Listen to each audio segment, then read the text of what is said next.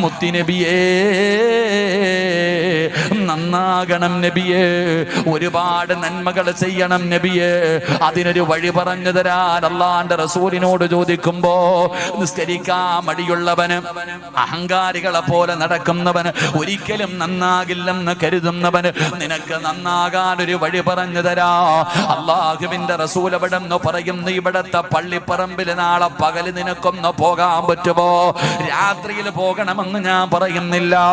നാളെ പടച്ചവനെ ഒരു 10-11 മണിയാകുമ്പോ ഇവിടത്തെ പള്ളിപ്പറമ്പിൽ നിനക്ക് ഒറ്റയ്ക്കൊന്ന് പോയി നിൽക്കാനുള്ള ധൈര്യമുണ്ടോ സഹോദരാ?